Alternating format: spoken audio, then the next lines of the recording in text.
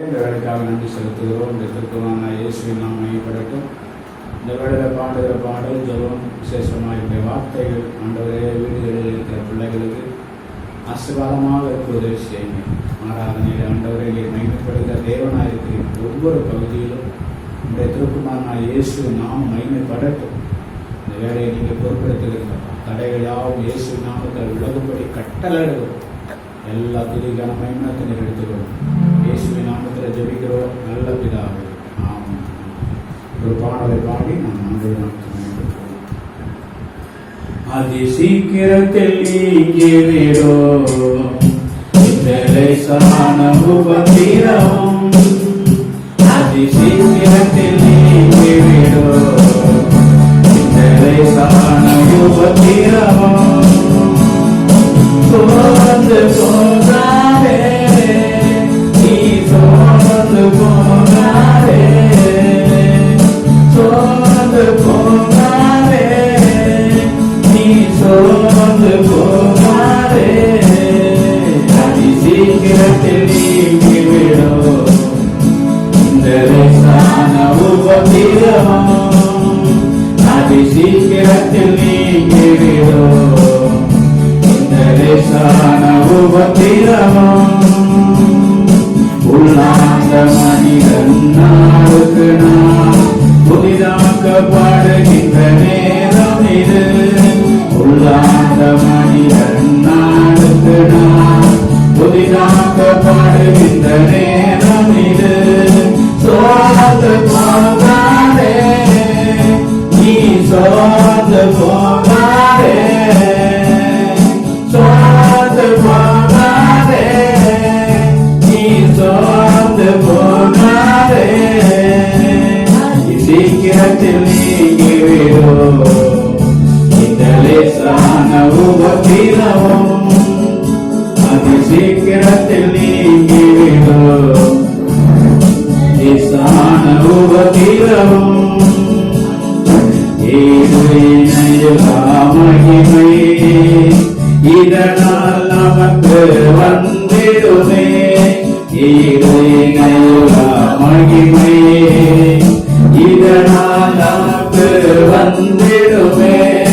சோர்ந்து போகாதே நீ, சோர்ந்து போகாதே, சோர்ந்து போகாதே நீ, சோர்ந்து போகாதே.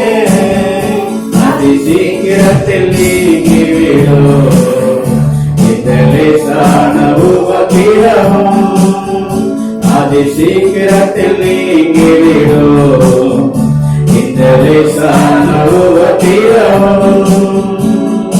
காண்கின்ற உலகம் தேடவில்லை, காணாத பரலோகம் நாடுகிறோம். காண்கின்ற உலகம் தேடவில்லை, காணாத பரலோகம் தேடுகிறோம்.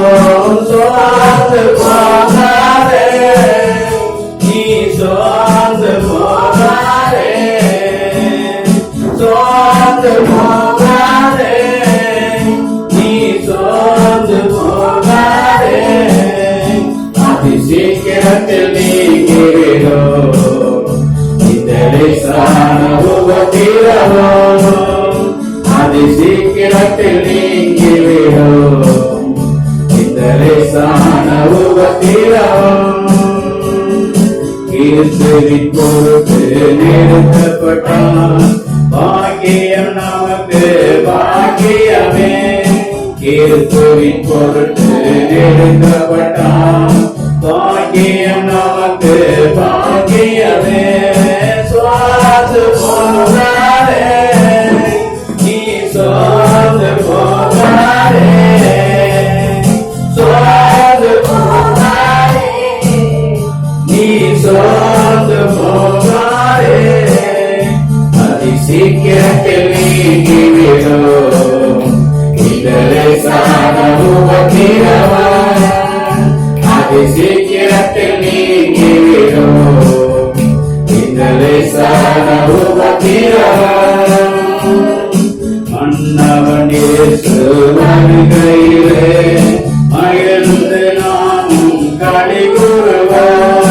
மன்னவன் இயேசு வருகையிலே மகிழ்ந்து நாமும் களி கூறுவோம். சோர்ந்து போகாதே நீ, சோர்ந்து போகாதே, சோர்ந்து போகாதே நீ, சோர்ந்து போகாதே. அதி சீக்கிரத்தில் நீங்கிவிடும் இந்த லேசான உபத்திரவம். அதி சீக்கிரத்தில் நீங்கிவிடும் இந்த லேசான உபத்திரவம்.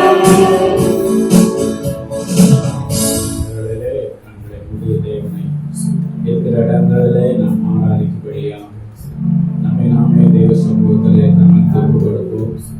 எல்லாம் துதியும் கண்ணும் மகிமை அவருக்கே உண்டாக்கும்படியா ஆண்டவர் சமூகத்திலே நம்மை தாழ்த்தி ஒப்புக் கொடுப்போம். இயேசு நல்லவர், அவருடைய கிருபை என்றும் உள்ளது. அல்லேலூயா, அல்லேலூயா.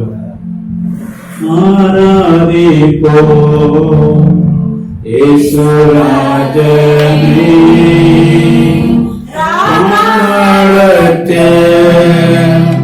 நீக்கும் ஊழியரே, நாம் கைகளை உயர்த்தினேராம்.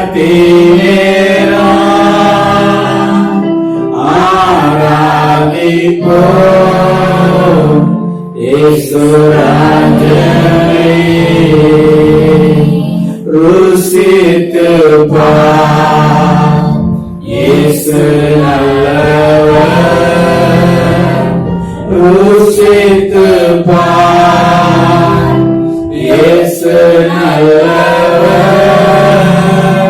ருசித்து பார் இயேசு நல்லவர்.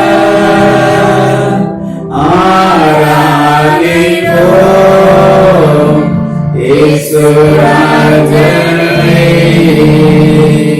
தூக்கி எடுத்தார் சேர்த்து நின்று உறுதிப்படுத்தினார் கண்மாலை மேல். புது பாட்டை எந்த நாவில் தந்தார். துதி பாடுவே, துதி பாடுவே. நல்ல ஆண்டவரே, இயேசுவின் நாமம் மகிமைப்படுத்துவேன் என்று சொன்ன தெய்வம் ஆண்டவரே, என்னுடைய குமாரனுடைய நாம மகிமைக்காக மீதியான வேலை நீங்க பொருட்படுத்துகிறீர்கள். இயேசுவின் நாமத்தில் ஜெபிக்கிறோம் நல்ல பிதாவே, ஆமென். இந்த நாளிலே உலகமெங்கும் இருக்கிறதான இந்த கொரோனா வைரஸுக்காக நாம் ஜெபிக்க கடமைப்பட்டிருக்கிறோம்.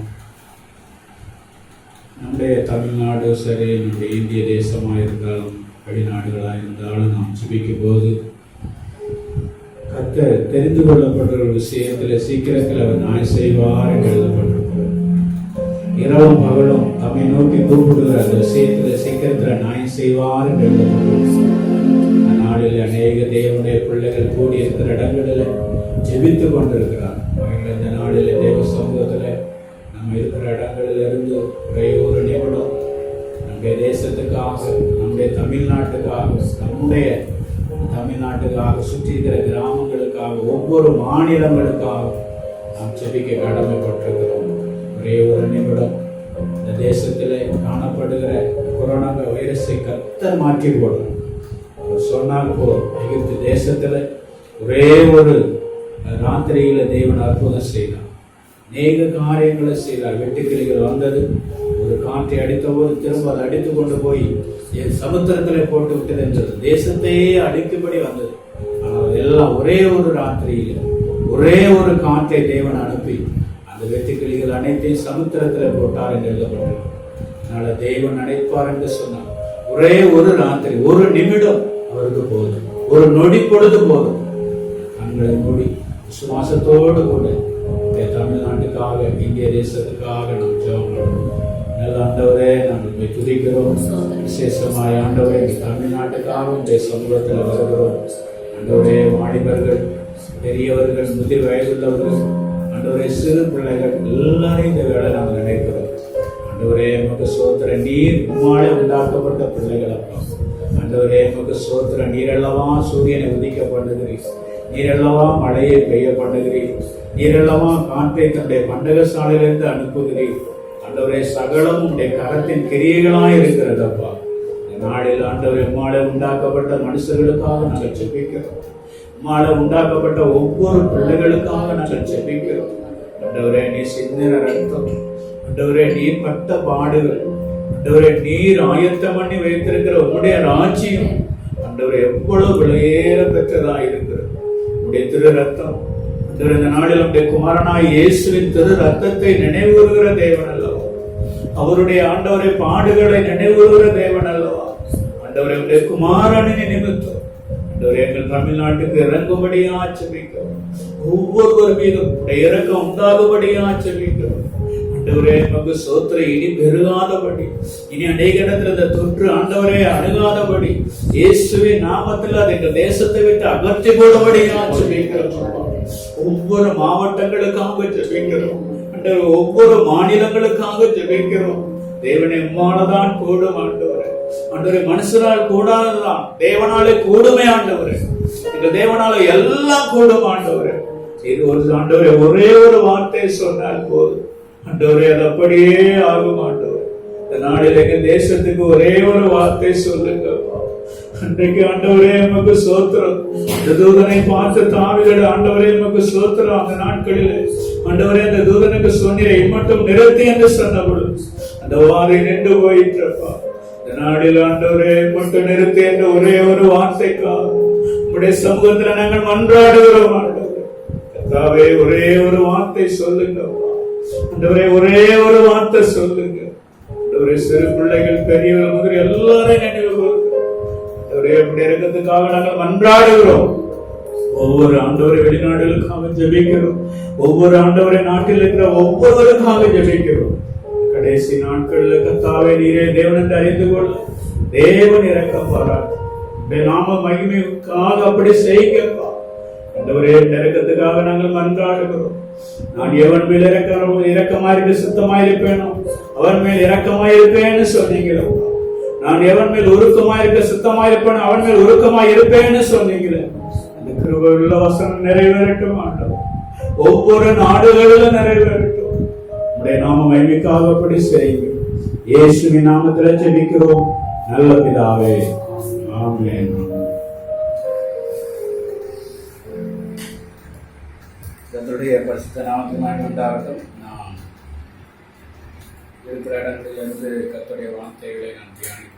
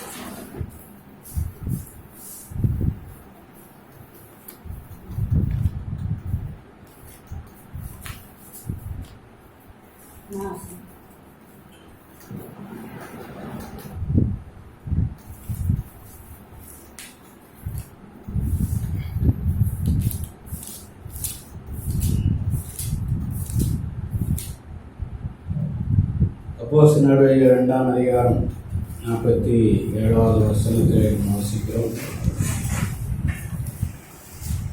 தேவனை துதித்து ஜனங்கள் எல்லா இடத்திலும் தயவு பெற்றிருந்தார்கள்.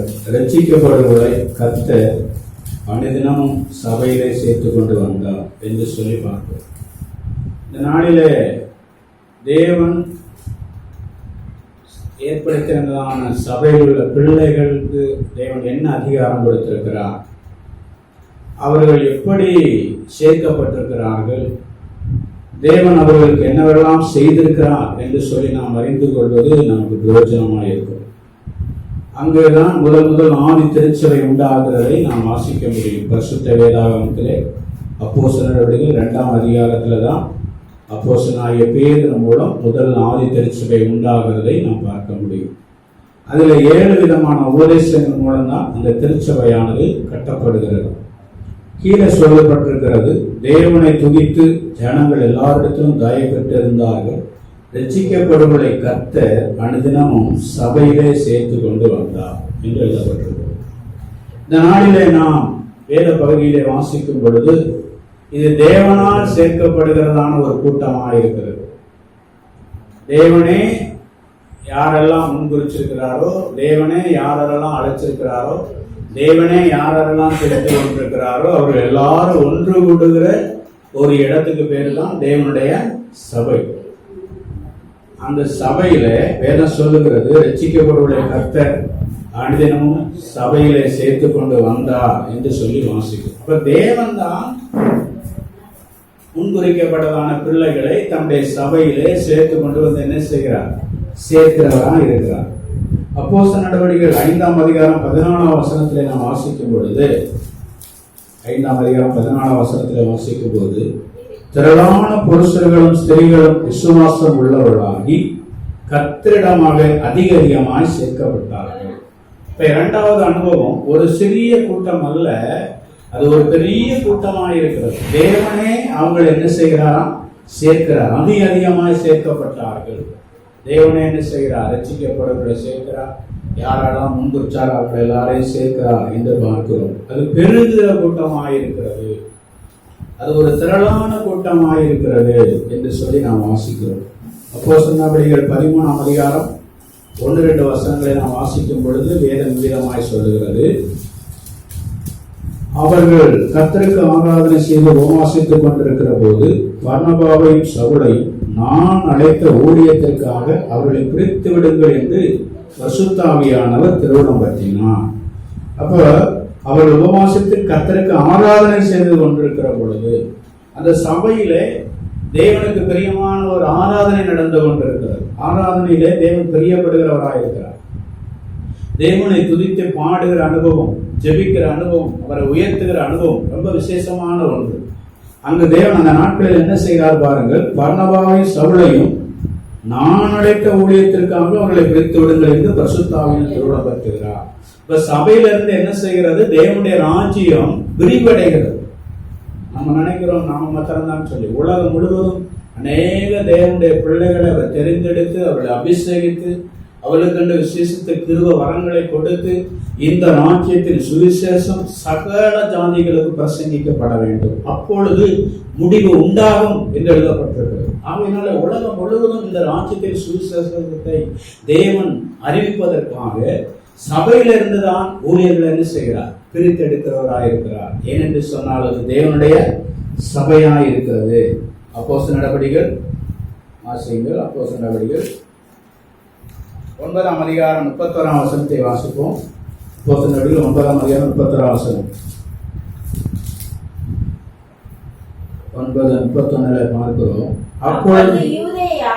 அப்பொழுது யூதேயா, கலிலேயா, சமாரியா நாடுகள் எங்கும் சபைகள் சமாதானம் பெற்று பக்தி விருத்தி அடைந்து கர்த்தருக்கு பயப்படுகிற பயத்தோடும் பரிசுத்த ஆவியின் ஆறுதலோடு நடந்து பெருகின.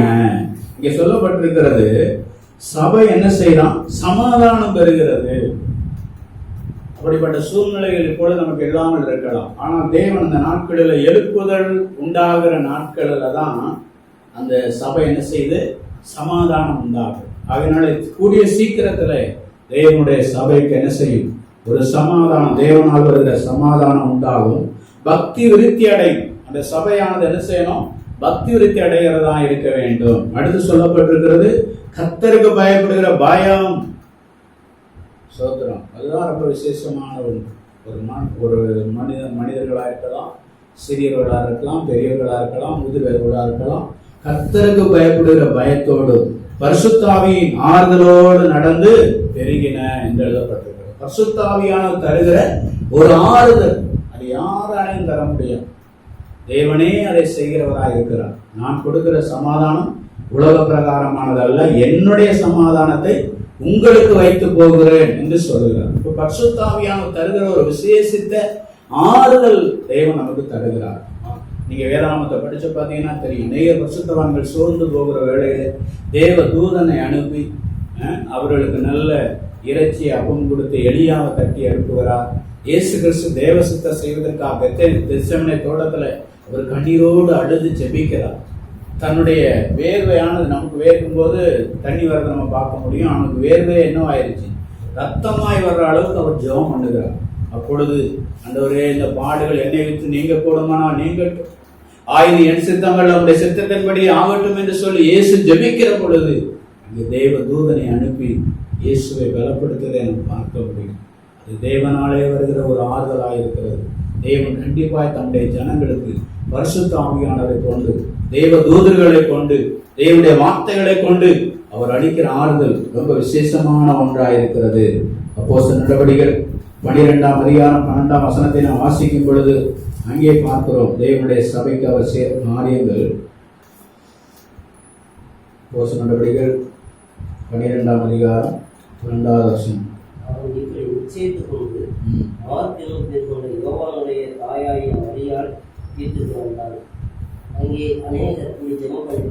அங்கே அநேகர் கூடி என்ன செய்தார்களாம், ஜெபம் பண்ணி கொண்டிருந்தார்கள். திருச்சபையானது ஞாயிற்றுக்கிழமை மாத்திரம் ஆராதனை செய்வது என்பது மாத்திரமல்ல, அவர்கள் தனியா என்ன செய்ய வேண்டியிருக்கிறது, ஜெபிக்கிற பிள்ளைகளாக இருக்க வேண்டியது அவசியமாயிருக்கிறது. அப்போஸ்தலனாகிய பவுலை வேதத்திலே வாசிக்கும் போது, என்னுடைய ஜெப நேரங்களிலே உங்களை நினைத்து நான் தேவனுக்கு நன்றி சொல்லுகிறேன்.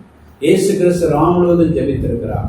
வீடுகள் தோறும் அப்பங்களை விட்டு கவனமில்லாத இதயத்தோடு தேவனை துதித்தார்கள் என்று சொல்லி நாம் வாசிக்கிறோம். இப்ப ஜெபம் ஆதி திருச்சபையிலே அதிகமாயிருந்திருக்கிறது. நம்முடைய வாழ்க்கையிலும் சமயம் கிடைக்கும் போது தேவ சமூகத்தில் அமர்ந்து ஜெபம் பண்ணுவது மிகுந்த ஆசீர்வாதத்தை கொண்டு வரும். இந்த ஜெபத்துல நீங்க பின்னாடி போய் படிச்சு பார்த்தீங்கன்னா தெரியும். சோத்திரம், ஏரோதுடைய கைக்கு, ஏரோதுடைய சதி திட்டங்களுக்கு பேருவை கர்த்தர் விளக்கி, நீங்கள் போய் இந்த வசனத்தை என்ன செய்யுங்க, ஜனங்களுக்கு சொல்லுங்கள் என்று சொல்லி நடு ராத்திரியில நம்முடைய கட்டுகள் எல்லாம் கலன்று போக வஸ்திரங்களை எடுத்து உடைத்துக்கொள் என்று சொல்லி தேவதூதன் அழைத்து வருகிறதை பார்த்தோம். அப்ப ஜெபம் விடுதலையை கொண்டு வருகிறதா இருக்கிறது, தேவனிடத்திலிருந்து நன்மையை கொண்டு வருகிறதா இருக்கிறது, தேவனிடத்திலிருந்து ஆசீர்வாதங்களை நமக்கு பெற்றுத் தருகிறதா இருக்கிறது. அதை அறிந்து கொண்டபடியினாலதான் அந்த நாட்களில் திருச்சபையார் என்ன செய்கிறார்கள், அதிகமாய் தேவனை நோக்கி ஜெபித்திருக்கிறார்கள். எபேசிய நிருபம் 4ஆம் அதிகாரம் 11 வாசிக்கும் போது அங்கே நாம் வாசிக்கிறோம், சபையின் மூலம் தேவன் என்ன செய்ய போறார் பாருங்க.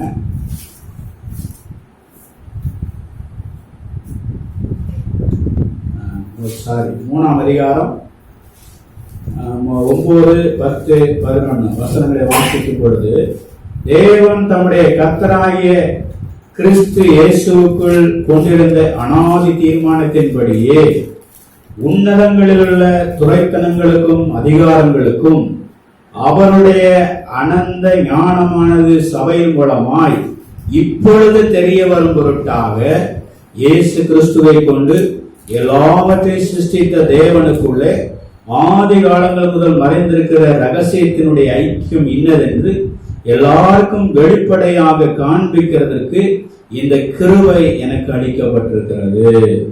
இப்பொழுது தெரிய வரும் பொருட்டாக தேவனுடைய அனந்த ஞானமானது சபையின் மூலமா இப்பொழுது தெரிய வரும் பொருட்டாக, எதற்கு, உலகத்தில் உள்ள எல்லா சிருஷ்டிகளுக்கும் துரைத்தனங்களுக்கும் அதிகாரங்களுக்கும் இந்த உலகம் முழுவதுக்கும் தெரிய வருவதற்காக தேவன் சபையின் மூலம் தான் என்ன செய்கிறாராம், தம்முடைய ஞானத்தை வெளிப்படுத்துகிறார். அனந்த ஞானம் என்று சொன்னால் தேவன் மனிதனுக்கு என்று வைத்திருக்கிற விசேஷித்த கிருபை, தேவனுக்கும் மனிதனுக்கும் உள்ளதான ஒரு ஐக்கியம், தேவனுக்கும் மனிதனுக்கு உள்ளதான ஒரு உறவு, தேவனுக்கும் மனிதனுக்கு உள்ளதான ஒரு விசேஷித்த சிநேகம், தெய்வீக சிநேகம். வேதம் சொல்லுது, அந்த ஞானத்தை மனிதன் யார், தேவன் யார் என்று சொல்லி புரிந்து கொள்ளக்கூடிய, விளங்கி கொள்ளக்கூடிய ஒரு காலகட்டங்களை தேவன் வைத்திருந்தார். அந்த காலகட்டங்களை தேவன் சபையின் மூலம்தான் உலகத்துக்கு என்ன செய்ய போகிறார், கொண்டு போக போகிறார். அப்போஸ்தலனாகிய பவுலை குறித்து வேதத்தில் வாசிக்கிறோம். ஐரோப்பியா, ஆசியா நாடுகள் முழுவதும் தேவனுடைய ராஜ்யத்தை அறிவித்ததை நாம் வாசிக்கிறோம். அதுபோல இந்த கடைசி நாட்களில் இன்னும் அறிவிக்கப்படாத இடங்களிலே தேவ ஜனமே உங்கள் மூலம் என் மூலமும் இந்த ராஜ்யத்தின் சுவிசேஷத்தை தேவன் தெரியப்படுத்துவதற்காக தான் தேவன் நம்மளை முன்குறித்திருக்கிறார். அவருடைய ஞானத்தை உலகத்துக்கு தெரியப்படுத்த போகிறோம். மனிதனே, நீ யார்? தேவன் யார்? உனக்கும் தேவனுக்கும் என்ன சம்பந்தம்? தேவன் உன்னை எதற்காக படைத்தார்? நீ எப்படிப்பட்டவன்? நீ எப்படி உருவாக்கப்பட்டாய்? எங்கே போகிறாய்? நீ உனக்காக தேவன் ஆயத்தம் பண்ணி வைத்திருக்கிற நன்மை என்ன என்று சொல்லி உலகத்துக்கு சொல்ல போகிற ஜனமே நீங்களும் நான். திருச்சபையானது தேவன் ஒரு திட்டத்தோடு கூட இந்த உலகத்திலே ஏற்படுத்தி வைத்திருக்கிறார். எபேசியர் நிருபம் 3ஆம் அதிகாரம் அதை நாம் வாசித்து விட்டோம். எபேசியர் 4:9 நாம் வாசிக்கும் பொழுது அங்கே பாருங்க, எபேசியர் 4:9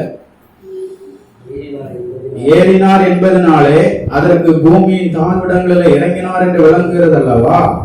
இறங்கினவரே எல்லாவற்றையும் நிரப்பத்தக்கதாக எல்லா வானங்களுக்கு மேலாக உன்னதத்துக்கு ஏறுகிறவருமாய் இருக்கிறார். மேலும் நாம் அனைவரும் குமாரனை பற்றும் விசுவாசத்திலும் அறிவிலும் ஒருமைப்பட்டவர்களாகி கிறிஸ்துவனுடைய நிறைவான வளர்ச்சியின் அளவுக்கு தக்கதாக பூரண புருஷனாக வரைக்கும் பரிசுத்தவான்கள் சீர்பொருந்தும் பொருட்டும் சுவிசேஷ ஊழியத்தின் வேலைக்காகவும் கிறிஸ்துவின் சரீரமாகிய சபையானது பக்தி விருத்தி அடைவதற்காகவும் அவர் சிலரை அப்போஸ்தலராகவும் சிலரை தீர்க்கதரிசிகளாகவும் சிலரை சுவிசேஷகராகவும் சிலரை மேய்ப்பராகவும் போதராகவும் ஏற்படுத்தினார். நாம் இனி குழந்தைகளாய் இராமல் மனுஷனுடைய சூதும் வஞ்சிக்கிறதுக்கு ஏதுவான தந்திரமுள்ள போதமாகிய பலவித காற்றினால் அடிபட்டு அலையவர்களாய் இராமல் அன்புடன் சத்தியத்தை கை கொண்டு தலையாய கிறிஸ்துவுக்குள் எல்லாவற்றிலும் நாம் வளருகிறவர்களாய் இருக்கும்படி அப்படி செய்தார் என்று எழுதப்பட்டிருக்கிறது. தேவன் சபையை ஏற்படுத்துவதற்கு நம்ம முகாந்திரத்தை தான் நம்ம வாசிக்கிறோம். இது தேவனால ஏற்படுத்தப்பட்டது என்று சொல்லி நாம் அறிந்து கொள்கிறோம். இங்கே சொல்றாரு பாருங்க, கிறிஸ்துவை பற்றுகிற விசுவாசம் ரொம்ப முக்கியமான ஒன்று. விசுவாசம் இல்லாமல் தேவனுக்கு பிரியமாயிருப்பது கூடாத காரியம் என்று சொல்லி வாசிக்கிறோம். தேவன் நம்மளை அவரை அறிவதற்கே முதலாவது நம்மிடத்துல கொண்டது என்னது? விசுவாசம். விசுவாசத்தை தூக்குறவரும் முடிக்கிறவருமாயிருக்கிறவர் என்று எழுதப்பட்டிருக்கிறது. கிருபையினாலே விசுவாசத்தை கொண்டு ரட்சிக்கப்பட்டீர்கள்.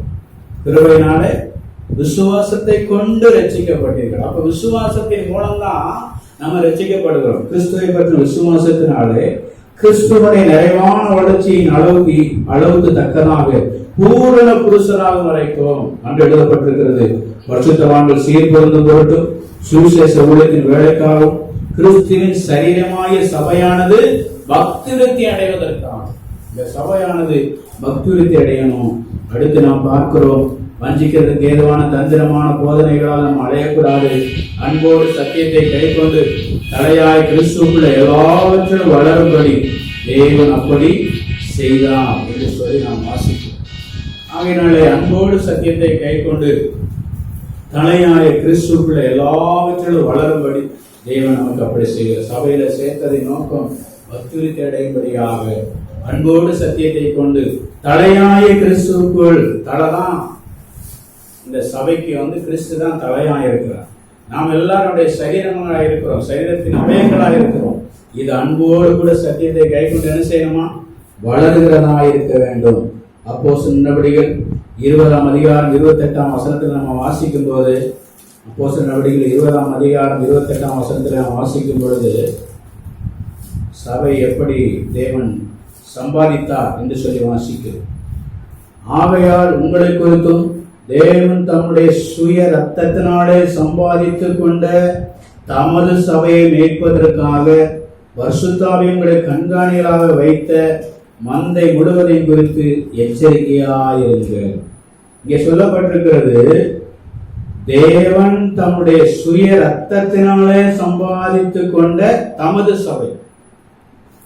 இது ரொம்ப விசேஷமான ஒன்று. நம்ம வாசிச்சுட்டு அப்படியே போயிடுவோம். ஆனா இங்க சொல்லப்படுகிற காரியங்களை பாருங்க. தேவன் தம்முடைய சுய ரத்தத்தினால, அவருடைய ரத்தத்தினால நம்மளை சம்பாதிச்சு அவருடைய சபையில வச்சிருக்கிறாரு. அவருடைய சபை எப்படி வந்துச்சு? நம்ம எல்லாம் எப்படி ஆண்டவர் அறிஞ்சோம்? நம்ம எப்படி ஆண்டவருடைய சபையில கூடி ஆராதிக்கிறோம்? தேவனுடைய ரத்தத்தினால நம்மளை அவர் என்ன செஞ்சிருக்கிறாராம்? சம்பாதிச்சிருக்கிறார். ரத்த சிந்தனாலதான் நாம் மீட்கப்பட்டிருக்கிறோம். ரத்தம் சிந்ததுனாலதான் நாம் தேவனை அறிந்திருக்கிறோம். ரத்தம் சிந்தப்பட்டதுனாலதான் நாம் தேவனை அறிகிற அறிவிலை மட்டுமாய் வளர்ந்திருக்கிறோம். அவருடைய பிள்ளை என்று நாம் சொல்லுகிறோம். ஏனென்று சொன்னால் நீங்களும் நானும் அவருடைய ரத்தத்தினால மீட்கப்பட்டிருக்கிறோம். ரத்தத்தினாலே கர்த்தர் நம்மளை என்ன செஞ்சிருக்கிறார்? சம்பாதித்திருக்கிறார். கடைசியாய் வசனத்தை சொல்லி நான் முடிக்கிறேன். யோவான் சுவிசேஷம் 10ஆம் அதிகாரத்தில் பாருங்க, தேவன் நம்மளை எங்கே வைத்திருக்கிறார் என்று எழுதப்பட்டிருக்கிறது. யோவான் சுவிசேஷம் 10ஆம் அதிகாரம்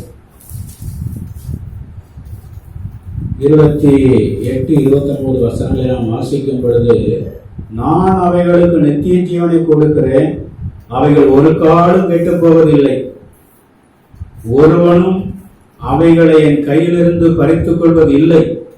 அவைகளை எனக்கு தந்த என் பிதா எல்லாரிலும் பெரியவராயிருக்கிறார். அவைகளை என் பிதாவின் கையிலிருந்து பறித்துக் கொள்ள ஒருவனாலும் கூடாது.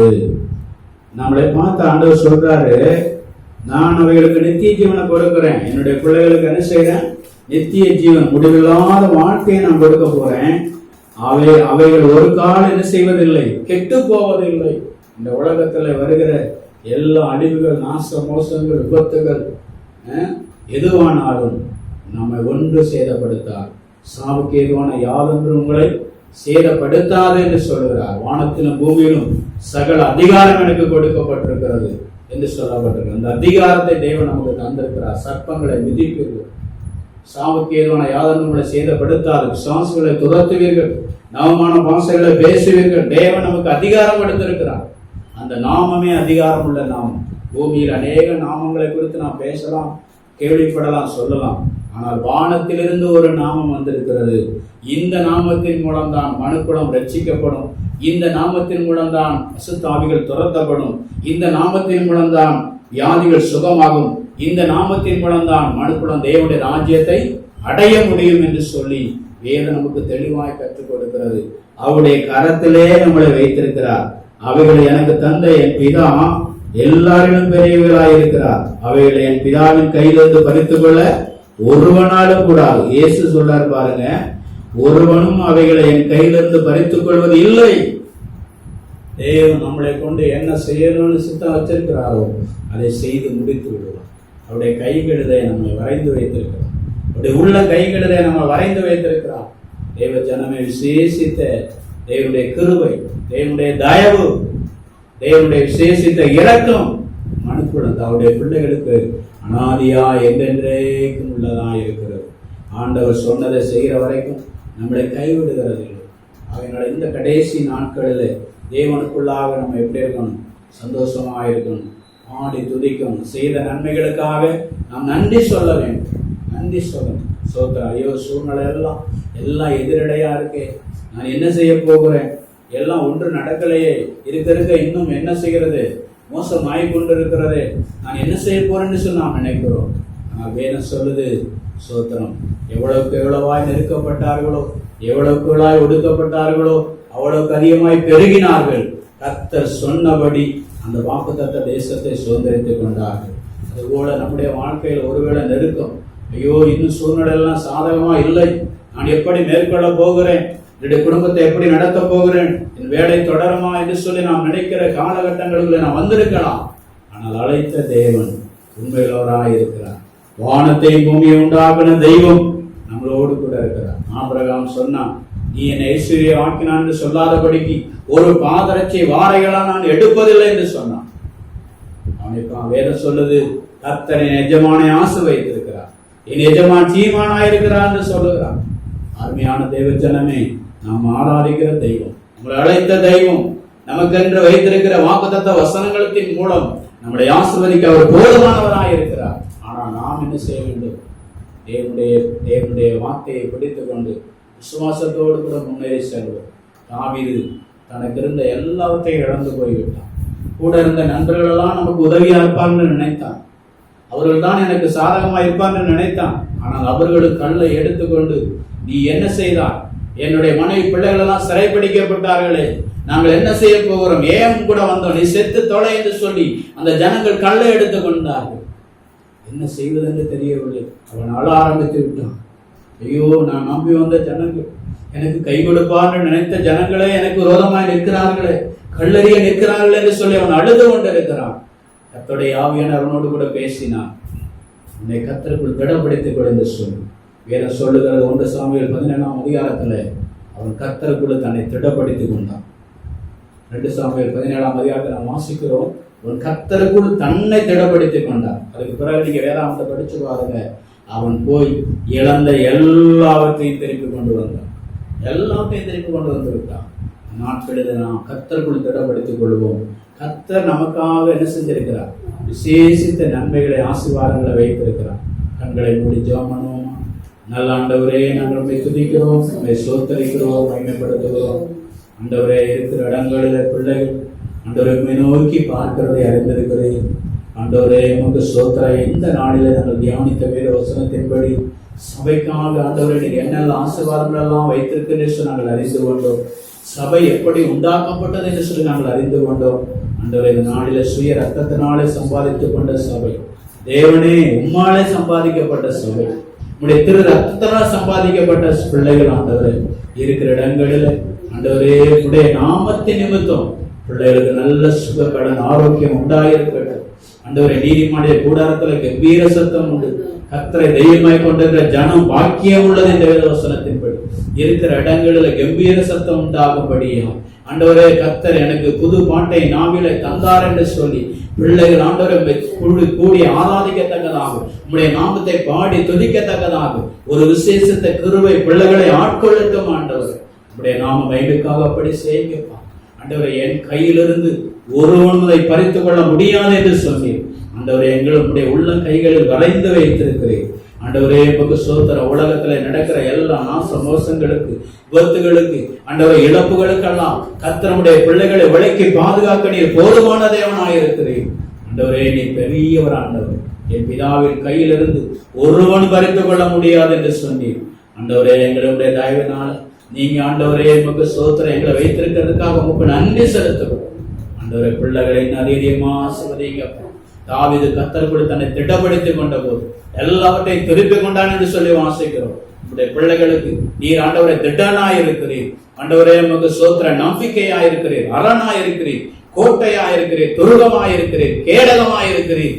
ஆண்டவரே, உமக்கு ஸ்தோத்திரம். உம்முடைய மந்தையில நீர் அவர்களை வைத்திருக்கிறீர். ஆண்டவரே, நீர் அதற்கு தலையாயிருக்கிறீர்.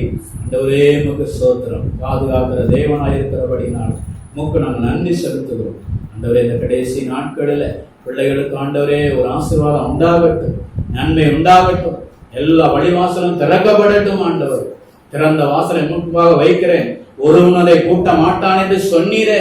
ஆண்டவரே, உமக்கு ஸ்தோத்திரம். உம்முடைய நாமத்தை சேவிக்கிறபடினால, உம்முடைய நாமத்தை அறிந்திருக்கிறபடினால, கர்த்தாவே உம்முடைய நாமத்தை மட்டுமாய் மறுதலியாமல் பின்பற்றுகிறபடினால பிள்ளைகளுக்கு என்று திறந்த வாசலை வைக்கிறதுக்காக நன்றி செலுத்துகிறோம். ஆண்டவரே, எல்லா சூழ்நிலையும் கர்த்தர் எங்களுக்கு சாதகமாய் மாற்றி தருகிறதுக்காக ஸ்தோத்திரம். எல்லாம் கரத்தின் கிரிகளாக இருக்கிறபடினால் தேவன் அப்படி செய்கிறதுக்காக நன்றி. ஆண்டவரே, ஒவ்வொரு விசுவாச குடும்பங்களையும் நான் நினைக்கிறேன்.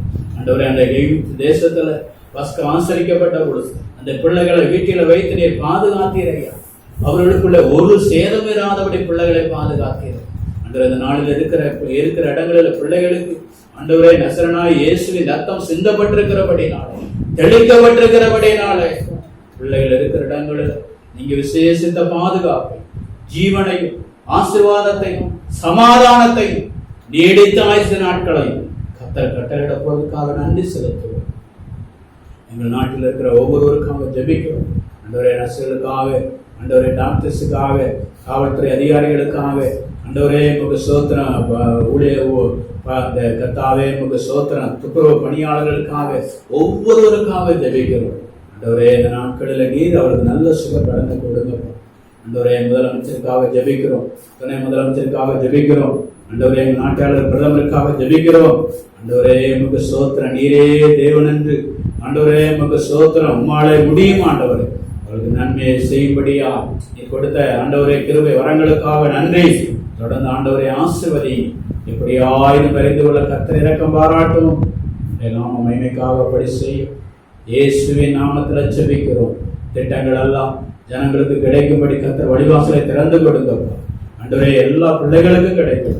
பசியில இருக்கிற பிள்ளைகளுக்காக ஜெபிக்கிறோம், உறவில் இருக்கிற பிள்ளைகளுக்காக ஜெபிக்கிறோம், வேலை இழந்த பிள்ளைகளுக்காக ஜெபிக்கிறோம். ஆண்டவர் இந்த தயவுனால பிள்ளைகளை பராமரித்து நடத்துகிற தேவன் நீரா இருக்கிறபடி உமக்கு நாங்கள் நன்றி செலுத்துகிறோம். இயேசுவின் நாமத்தில் ஜெபிக்கிறோம் நல்ல பிதாவே, ஆமென். ஆத்மாவே கர்த்தரை ஸ்தோத்திரி, என் முழு உள்ளமே பரிசுத்த நாமத்தை ஸ்தோத்திரி. ஆத்மாவே கர்த்தரை ஸ்தோத்திரி, கர்த்தர் செய்த சகலவாரங்களை மறவாதே. பிதாவாகிய தேவனுடைய அன்பு, கர்த்தராகிய இயேசுவுடைய கிருபை, பரிசுத்த ஆவியானுடைய அன்யோன்ய ஐக்கியம் நம்மோடு உலகத்தில் எல்லா வஸ்தவங்களோடு கூட இருப்பதாக.